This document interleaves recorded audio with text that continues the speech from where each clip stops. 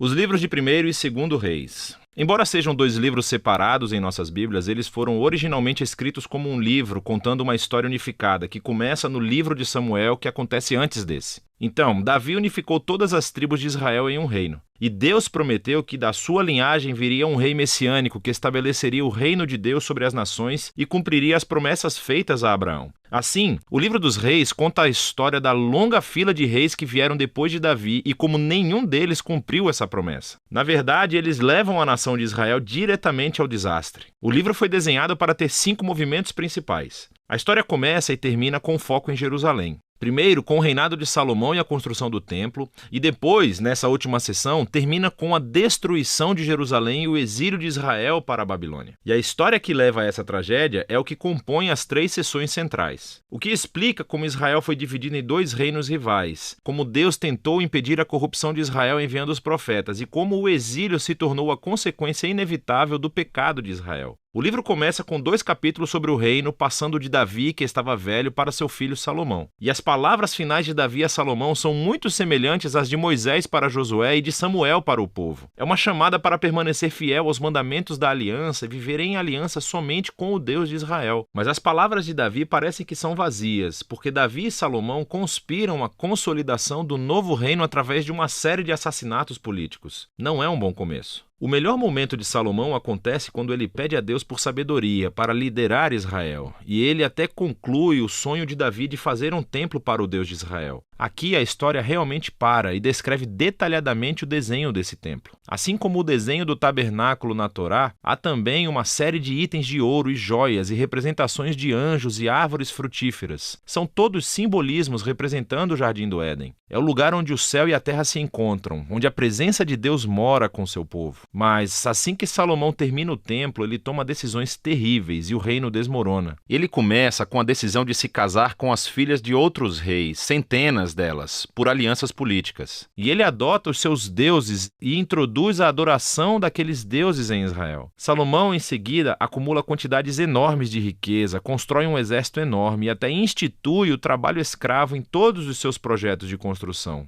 Agora, se você voltar para a Torá e olhar as diretrizes de Deus para os reis de Israel em Deuteronômio 17, Salomão está quebrando todas elas. No momento em que ele morre, Salomão se parece mais com Faraó, o rei do Egito, do que com seu pai Davi. A próxima seção do livro começa com o filho de Salomão, Roboão, agindo exatamente como seu pai. E é uma história muito triste de ganância e desejo de poder. Ele tenta aumentar os impostos para o trabalho escravo. E sob a liderança de Jeroboão, as tribos do norte rejeitam essa ideia, rebelam-se e se separam e formam seu próprio reino rival. Agora, na história, você tem o reino do sul, Judá, centrado em Jerusalém, com os reis da linhagem de Davi. E esse novo reino do norte, chamado Israel, cuja capital, eventualmente, será Samaria. Jeroboão também constrói 2 novos templos para competir com o templo de Salomão no sul. Ele coloca um bezerro de ouro em cada um para representar o Deus de Israel. A conexão com o Êxodo 32 e o bezerro de ouro é bastante explícita. A partir desse ponto, a história vai e volta de norte a sul, traçando o destino de ambos os reinos. Cada um teve cerca de 20 reis sucessivos, e à medida que o autor apresenta cada rei, ele avalia o seu reinado através de alguns critérios. Eles adoravam somente o Deus de Israel ou instituíam adoração a outros deuses? Eles confrontaram a idolatria que existia entre o povo, e eles permaneceram fiéis à aliança que fizeram com Davi ou se tornaram corruptos e injustos. E de acordo com esses critérios, o autor não encontra bons reis no norte de Israel, 0 de 20. E então, no sul de Judá, apenas 8 dos 20 recebem uma classificação positiva, o que conecta ao outro grande propósito deste livro. E esse é o de introduzir a função dos profetas, figuras-chave na história de Israel.